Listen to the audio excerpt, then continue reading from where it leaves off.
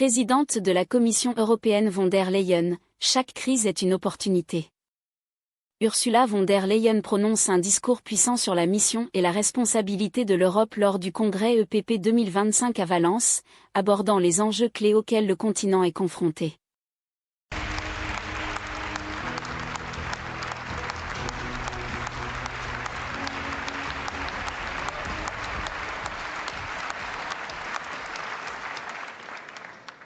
Thank you very much, my dear friends. Dear Manfred, dear EPP family, it's wonderful to be here today, and a very special thank you to you, Alberto Fejo, for your amazing hospitality. You have organized this incredible Congress at a really important time. And allow me also to say a word to yesterday's events. Yesterday, citizens across Spain and Portugal and parts of France faced an unprecedented power outage. And I would like to commend them for the calm and the civility that they have displayed in the midst of this most challenging blackout. They've shown collective responsibility. They've shown solidarity with the people that suddenly found themselves unable to go home. And let me in particular thank the police, the firefighters, the traffic controllers. In all countries, they've been working under immense pressure to protect the citizens and to maintain the order. Gracias e obrigada a todos.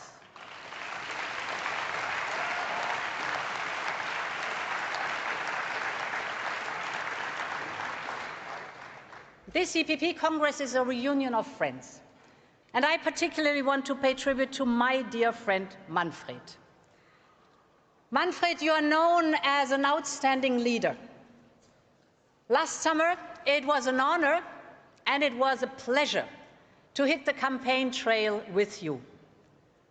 And my friends, look at what we have achieved together.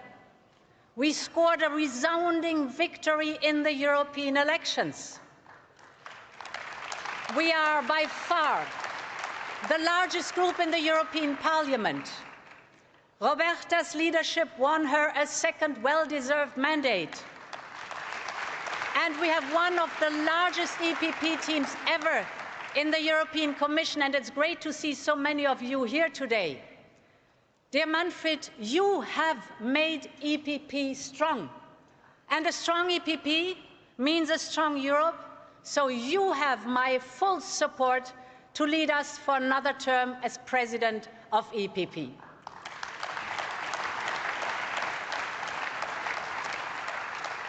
And let me also thank you for choosing Dolores Montserrat as candidate for the Secretary General.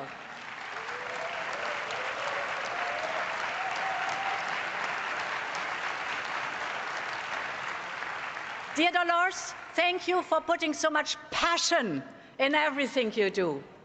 You're a great choice to be the first woman Secretary General of our party.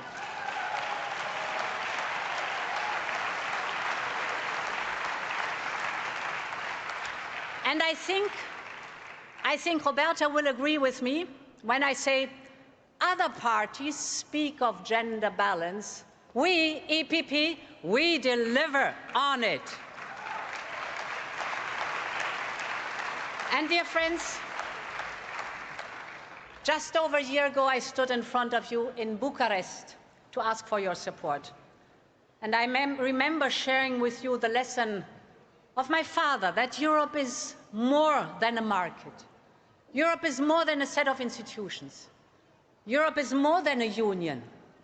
Europe is our home, and our first mission is to protect the place we call home. It is about prosperity. It is about security. It is about democracy. And this is what we as EPP have promised to the people of Europe. And they have entrusted on us to deliver on this promise, because they know leadership that is equivalent with EPP. As we've shown from Donald Tusk in Poland, to Kyriakos Mitsotakis in Greece, from Petteri Orpo in Finland, to Andrei Plenković in Croatia, from Nikos Christodoulides in Cyprus, to Ulf Kristersson in Sweden, from Luis Montenegro in Portugal to Luc Frieden in Luxembourg, from Ivica Silinia in Latvia to Christian Stocker, we just heard him, in Austria, from Zelja Skov-Rosen in Bulgaria to Ili Boloyan in Romania, and in a few days, Friedrich Merz in Germany will join us.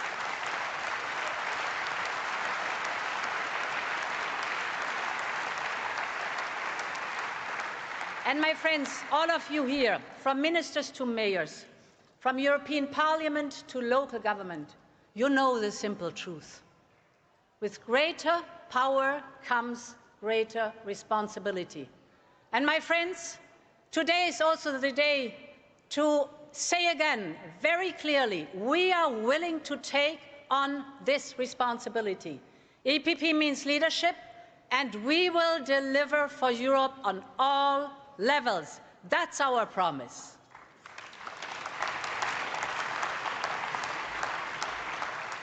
And my friends, our victory last year belongs to all of you. But we also know that election day is never a finish line. It's the moment to hit the ground running. And this is what we've done from day one on. In our difficult times, nothing can be taken for granted. For decades, free trade has been a driver of global prosperity. It has lifted billions out of poverty and sustained the livelihood of millions of European families. Now, global markets are shaken by the unpredictable tariff policy of the US administration. US tariffs on the rest of the world are at their highest in a century.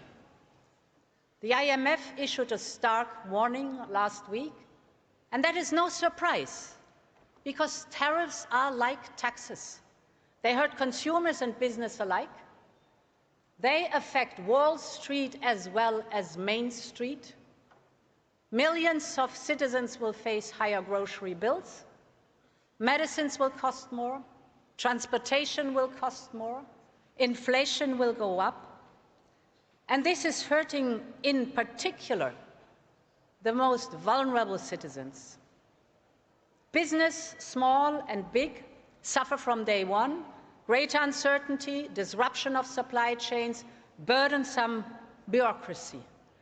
My friends, we cannot and we will not allow this to happen. We have to double down on our hallmark policies of open markets, of win-win trade and investment partnership, and of free and fair trade. But in every crisis, and Christian Stocker, you said it, in every crisis there's also an opportunity.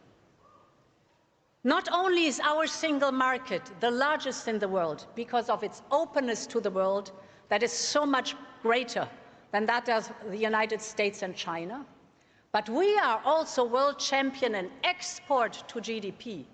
So our companies need the global markets. And in this moment of crisis, it pays off that Europe is reliable and predictable. We have already the largest network of free trade agreements with 76 countries around the world. Now the world of trade is turning towards us. And Friedrich, you mentioned it. Since last year, we've concluded a new wave of trade deals from Mercosur to Mexico to Switzerland.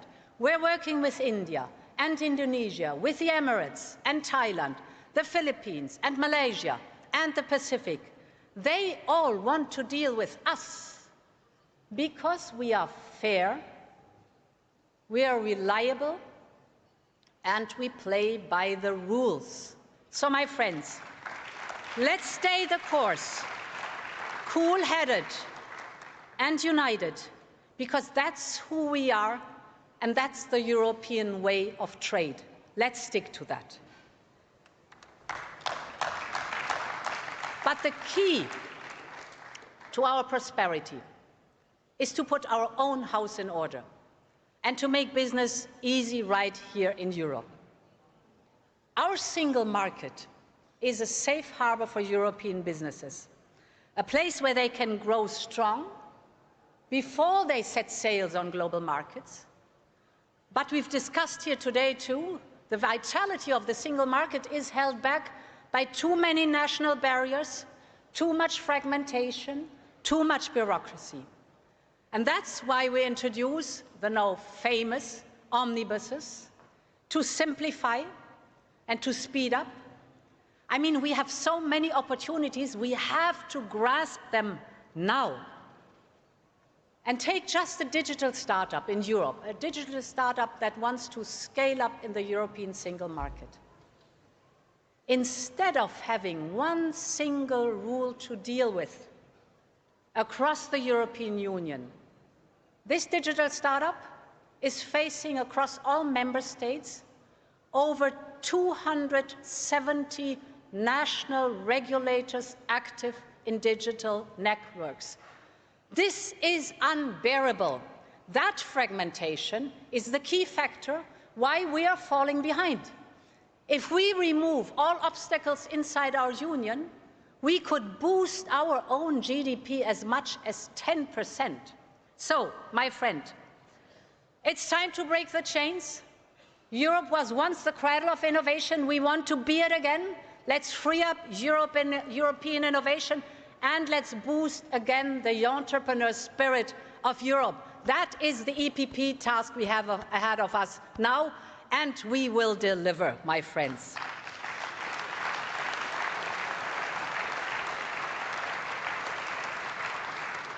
And this is the moment to stand up also, not only for our strength, but also for our values.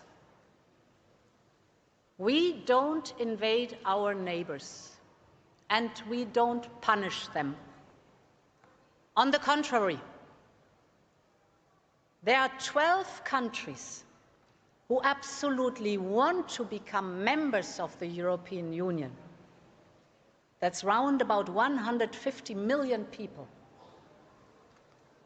In Europe, children can go to good schools independent of their parents' income. Controversial debates at universities are welcome. We consider freedom of science and research as fundamental, not only because it is a core value of us, but also because this is how excellence and innovation thrives.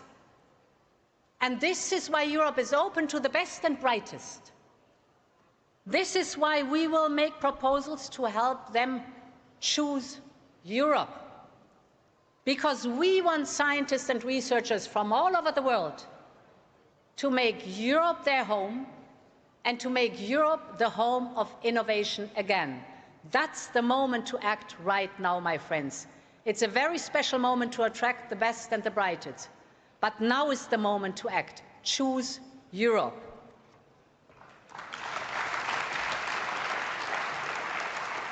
And my friends, we must continue to deliver on what matters to the people of Europe. Food security is key to our overall security. And we must always be grateful to our farmers who provide us with quality food every single day. They are the custodians of our land and our most ancient traditions. But we also know that their job is of key strategic importance. So, their hard work must pay off. Farmers deserve a fair